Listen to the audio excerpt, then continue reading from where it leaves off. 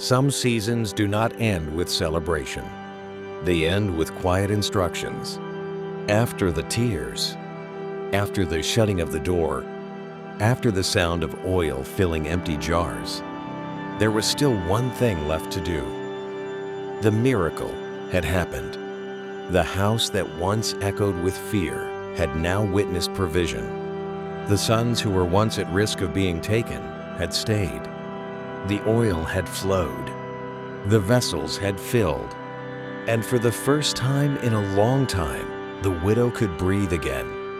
But the story was not over, because when she returned to the prophet, his instruction was clear. Go, sell the oil, and pay your debts.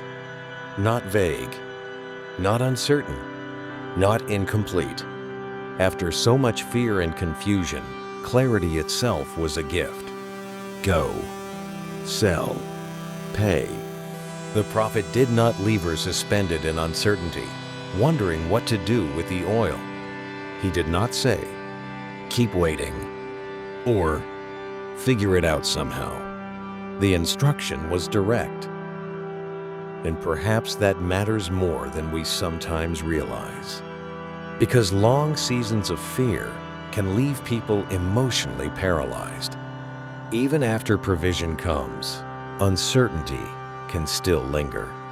People can still hesitate, still overthink, still feel unsure about what comes next. But now, the widow had direction. She may not have known every detail yet. She may not have fully understood how this next season would unfold. Selling oil may have felt unfamiliar. The future may still have carried questions. But she knew the next step. And sometimes that is how God leads us. Not always by revealing the entire road, but by giving enough light for the next faithful movement. The first instruction must have sounded impossible too, even not making sense. Borrow vessels, close the door, pour from what little remained. None of it seemed to match her reality. Yet she moved anyway. And perhaps that is why the next instruction comes differently. Elisha no longer explains every detail. He simply says, go, sell the oil, pay your debts. Because somewhere between the empty jars and the flowing oil, obedience had already begun forming something inside her. Identity was forming. Character was forming. Trust was forming. Earlier, fear had narrowed her world. Desperation had reduced her movement to survival. But now obedience was teaching her to move, even when she could not yet see the whole picture.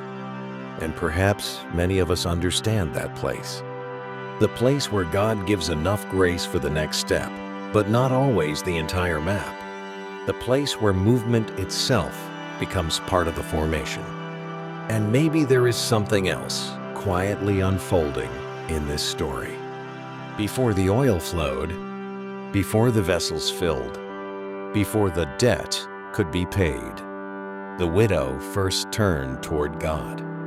Not because God was unaware of her suffering before then, and not because he did not already care, but because humility finally brought her to the end of herself.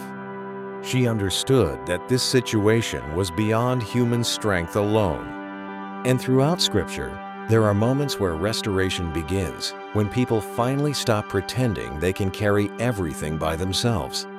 Sometimes, the first act of healing is simply this: bringing our need honestly before God. And perhaps that is why grace continues to appear all throughout this story.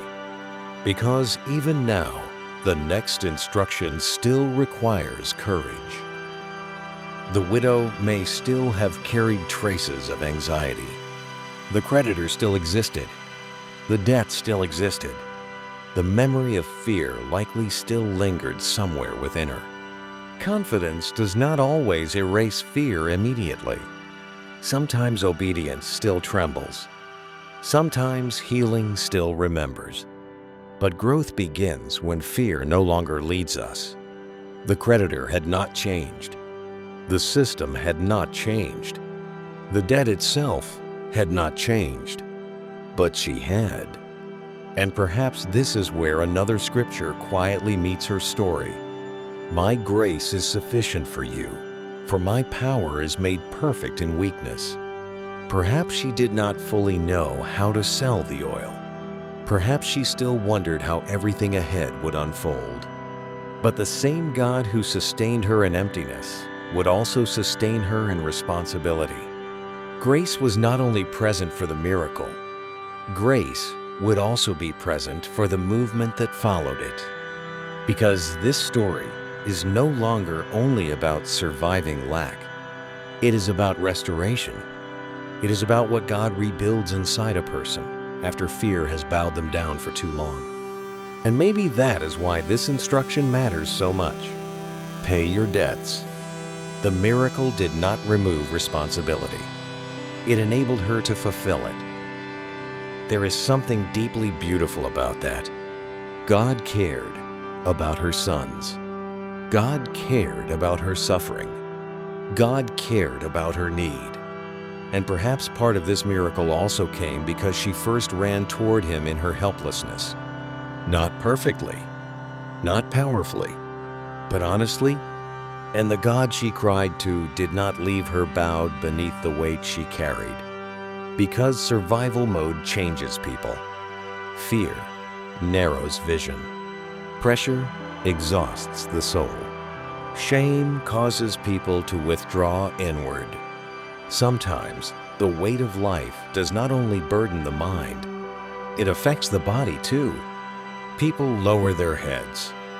They minimize themselves. They hide. They shrink.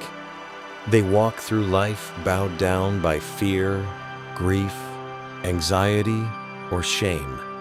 But slowly, quietly, something is changing inside this widow. Not loudly, not dramatically, but deeply. God did not only provide for her need, He restored her posture. Provision changed more than her circumstance. It changed how she stood inside it. And maybe that is why these words from the Psalms feel so fitting here. But you, O Lord, are a shield for me, my glory and the one who lifts up my head. And again, the Lord upholds all who fall and raises up all who are bowed down. This widow was not only being rescued from debt, she was being raised from the weight that had bowed her down. And now she walks back toward the place that once threatened her future. Not hidden, not collapsed inward by fear, not bowed down by shame. Slowly, quietly, she straightens again, because fear no longer has the final word over her life. And perhaps that is where this episode leaves us. The debt is being paid. The crisis is loosening its grip. The house can finally exhale. But another question is beginning to emerge. For the first time in a long while, survival is no longer the only conversation.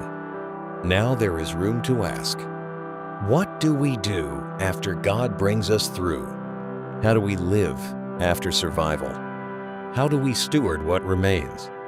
Because the story is still moving forward, and the prophet's final words are still waiting. You and your sons can live on the rest. This is a space where Bible stories meet real lives, faith restores identity, and financial freedom follows truth. Let's connect. Stay close as we grow together. Thank you for your time. We meet again in the next episode of The Widow and the Oil.